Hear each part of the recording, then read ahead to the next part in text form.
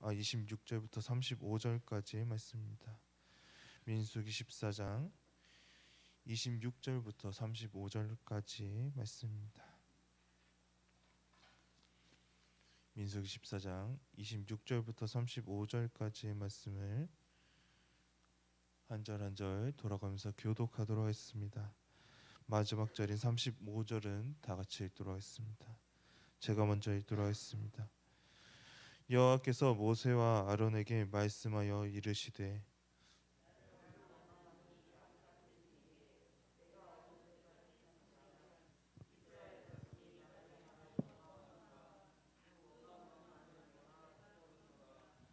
그들에게 이르기를 여호와의 말씀에 내 삶을 두고 맹세하노라.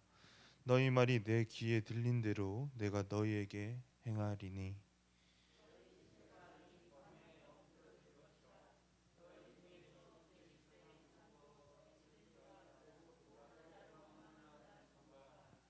여분네 아들 갈렙과 눈의 아들 여호수아 외에는 내가 맹세하여 너희에게 살게 하리라 한 땅에 결단코 들어가지 못하리라.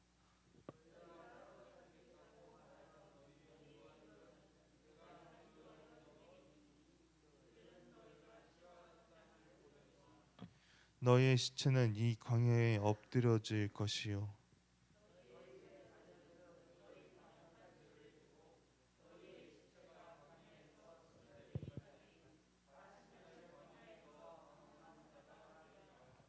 너희는 그 땅을 정탐한 날 수인 40일을 하루를 1년으로 쳐서 그 40년간 너희의 죄악을 담당할지니 너희는 그제서야 내가 싫어하면 어떻게 되는지를 알리라 하셨다 하라.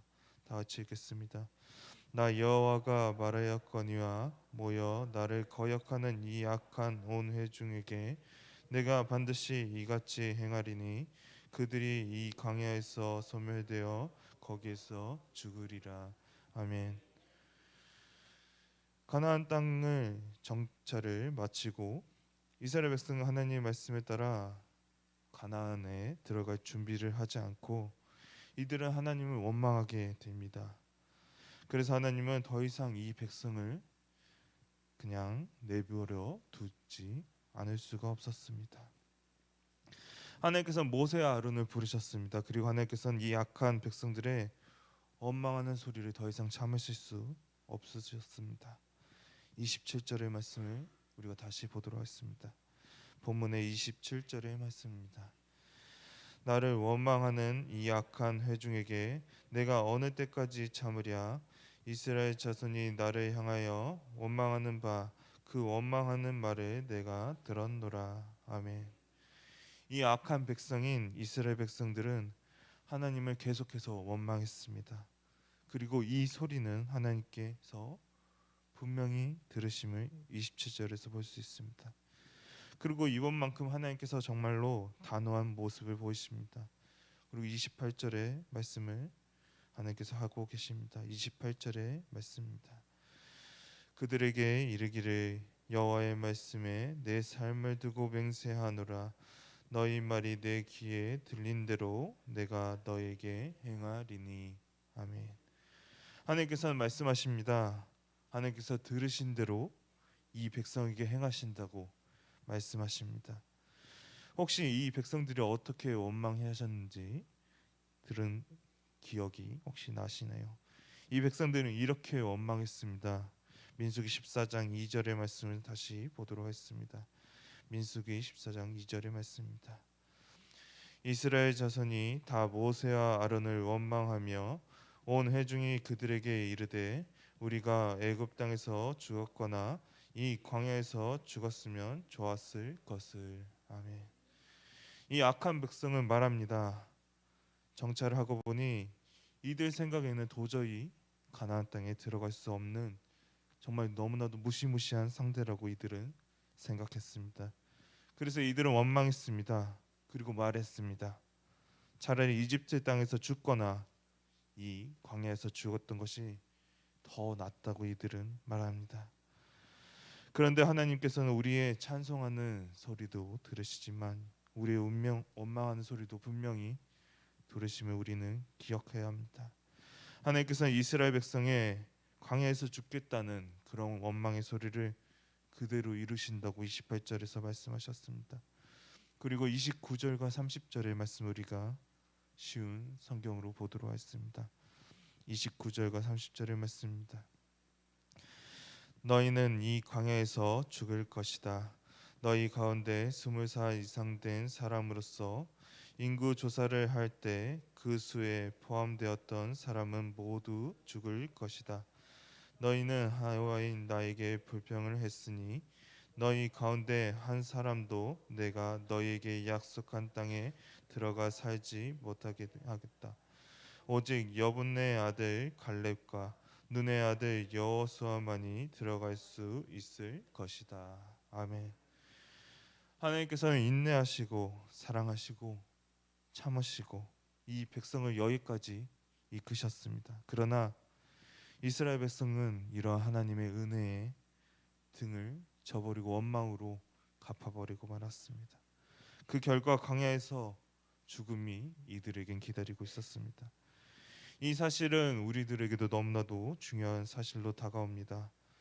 아무리 하나님께서 우리를 사랑하시고 우리를 만약 우리가 하나님 향해 원망의 소리를 낸다면 하나님께서는 그 원망의 소리대로 이루실 수 있다는 그 사실을 우리는 여기서 보아야 합니다.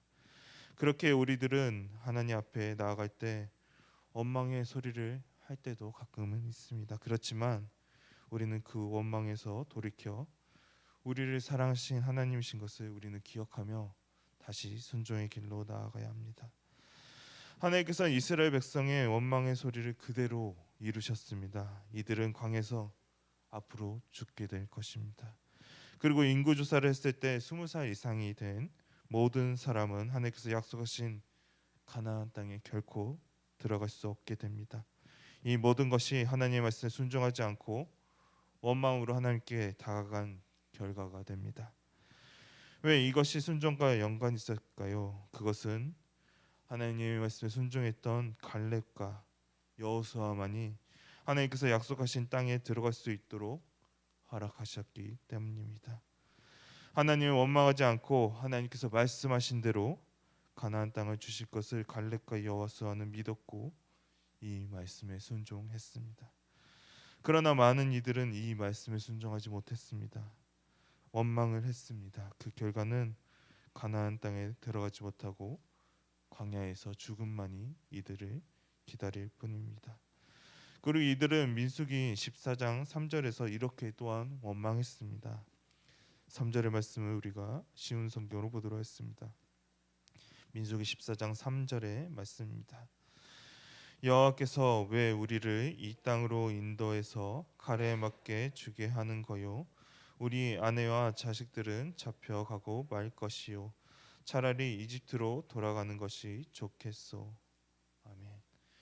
이들은 원망을 하면서 자신들의 자식들이 이 땅에서 잡혀갈 것이라고 말했습니다. 그러나 이것은 이들의 생각일 뿐이었습니다. 하나님의 계획은 이들이 잡혀가는 것이 아니라 이 자식들로 하여금 가나안 땅으로 들어가도록 하십니다. 본문의 31절 말씀을 쉬운 성경으로 보도록 하겠습니다. 본문의 31절 말씀입니다. 너희가 잡혀갈 것이라고 말한 너희 자녀는 내가 그 땅으로 인도할 것이다. 그들은 너희가 저버린 그 땅을 차지할 것이다. 아멘.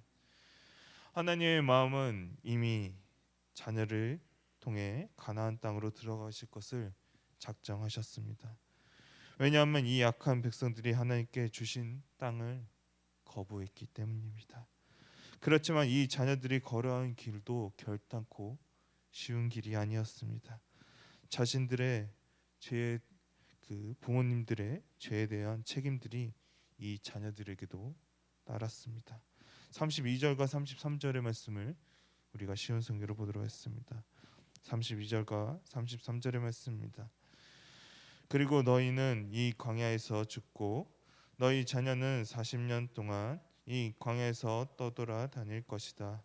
그들은 너희의 허물을 짊어지고 너희가 광야에서 죽어 땅에 묻힐 때까지 고통을 당할 것이다. 아멘. 하나님을 원망했던 이들은 광야에서 죽게 됩니다. 그리고 이 허물은 자녀들이 짊어지게 됩니다.